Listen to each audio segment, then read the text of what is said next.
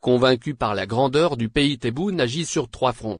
Identifier les défis, se donner les moyens de les affronter et, surtout, faire admettre aux citoyens, qui attendent de leur leader des résultats immédiats, que la bataille est longue, difficile, et relève parfois du miracle politique. Beaucoup d'hommes exceptionnels se sont essayés à ce genre d'exercice de portée historique. Certains ont réussi à redonner vie à l'état de droit, mais patiné sur l'économie. D'autres ont fait progresser les acquis sociaux avec, cependant, quelques ratés sur le plan politique. De grands hommes ont ainsi trébuché dans leur parcours à la tête de leur pays respectif et sont restés sur un goût d'inachevé. Il n'est pas besoin de citer des noms et des situations précises pour l'un ou pour l'autre homme d'État qui s'était vu mis en minorité qui, par un référendum l'éjectant du pouvoir qui, par d'immenses manifestations populaires, ont mis fin à ses hautes fonctions. Il eut, certes, quelques personnages devenus historiques dans leur pays, après un retrait volontaire du pouvoir en plein apogée, ou rattrapés par la mort. Disons que, globalement, assez peu de présidents de par le monde ont réussi la gageure de remettre leur pays sur pied au triple plan, politique, économique et social. C'est là une équation très difficile à résoudre, même après plus d'une décennie au pouvoir.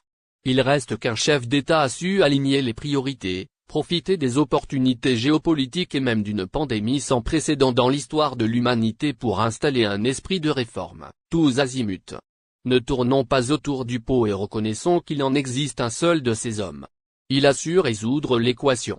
Il s'agit du président algérien, Abdelmadjid Tebboune. L'homme a donné le ton en agissant avec autorité pour parer au Covid-19. Dans le même temps, il a défié une sacro-sainte règle de gouvernance, en initiant d'importantes mesures financières en direction des plus fragiles, au moment où la finance publique n'était pas au mieux de sa forme. Il a fait renouveler le personnel politique à travers une constitution et une loi électorale. Cette double intervention dont les espaces social et politique pouvaient suffire pour un mandat. Mais les grands hommes ne s'arrêtent pas à mi-chemin. Car l'objectif n'a jamais été de juste redresser une situation, mais en créer une autre, autrement plus gratifiante pour l'ensemble de la société.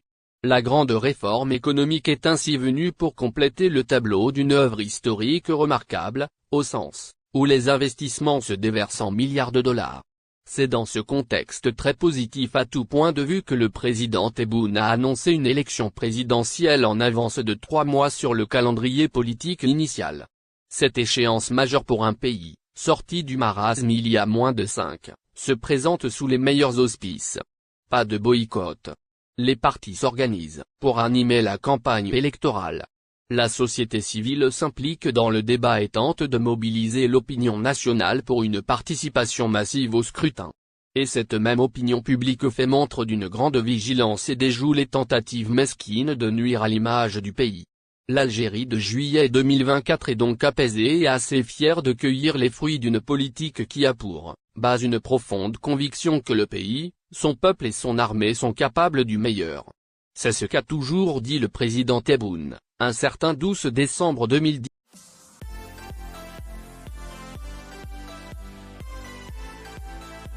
Gabriel Attal reste Premier ministre, quand le rêve de Jordan Bardella s'évapore. Le Premier ministre a remis sa démission au président de la République à l'issue du second tour des législatives, mais le chef de l'État ne l'a pas accepté.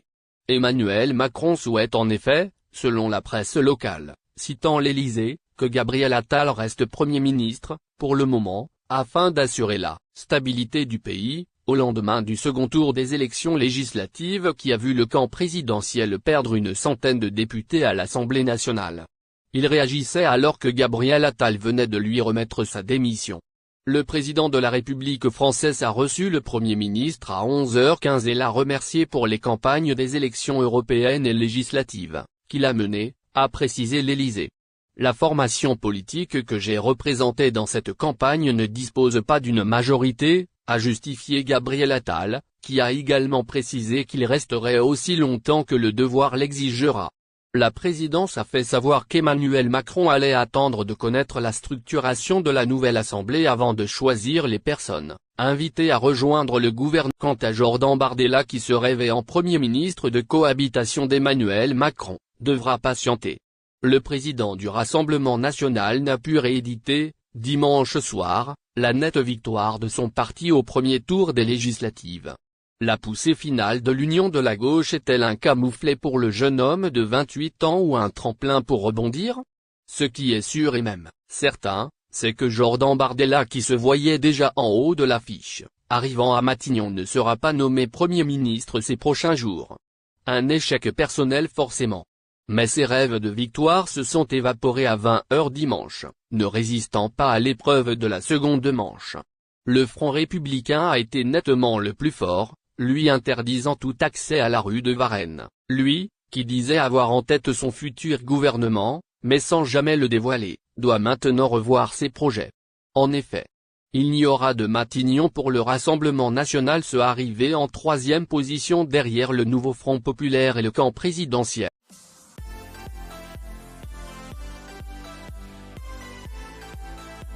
Un récent choix de l'Union européenne met en péril les approvisionnements en gaz liquéfié du Maroc. La nouvelle série de sanctions contre le gaz liquéfié russe a suscité un large débat depuis son annonce officielle par l'Union européenne il y a quelques jours. Parmi ces sanctions, le plus notable est l'interdiction de réexporter les approvisionnements de Moscou depuis les pays de l'Union européenne vers d'autres destinations. L'attention se porte particulièrement sur la manière dont l'Espagne va gérer ces nouvelles restrictions, étant donné qu'elle était le principal importateur de gaz liquéfié russe en provenance de Russie durant l'année écoulée en 2023. L'Espagne réexporte ses approvisionnements vers d'autres pays à l'intérieur et à l'extérieur de l'Union européenne, et était également le principal exportateur de gaz liquéfié parmi tous les pays de l'Union l'année dernière. Cela soulève des interrogations sur le destin des approvisionnements en gaz du Maroc, maintenant menacé par ces restrictions, car Madrid sert de plaque tournante pour le transit des approvisionnements russes vers Rabat après leur regazéification et leur injection inverse. Le Maroc est la destination principale où l'Espagne réexporte les flux de gaz liquéfié russe, ayant été le plus grand récipiendaire en 2023, suivi par l'Italie, les Pays-Bas, la Belgique et le Brésil. En 2022, le Maroc a signé un accord avec l'Espagne permettant le transport de gaz de Madrid à Rabat via le pipeline gazier maghrébin européen commun, connu sous le nom d'opération de regazéification inverse, initialement utilisé pour l'exportation du gaz algérien vers l'Est. Le gaz liquéfié russe représente la source principale d'approvisionnement pour le Maroc via l'Espagne, où les installations de regazéification à Madrid ramènent le gaz liquéfié à son état naturel de gaz naturel avant de l'injecter dans le pipeline. En raison des tensions diplomatiques entre l'Algérie et le Maroc, l'Algérie a exigé que l'Espagne s'engage à ne pas livrer de flux de gaz algérien à Rabat.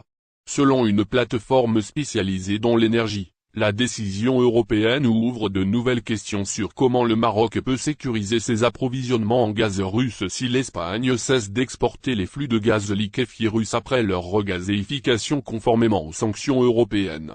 Oumoud Choukri, principal conseiller en politique étrangère et géopolitique énergétique à l'université Georges Mason, a souligné que la part de l'Espagne représente la majorité des approvisionnements nécessaires au Maroc, remplaçant ainsi le gaz algérien.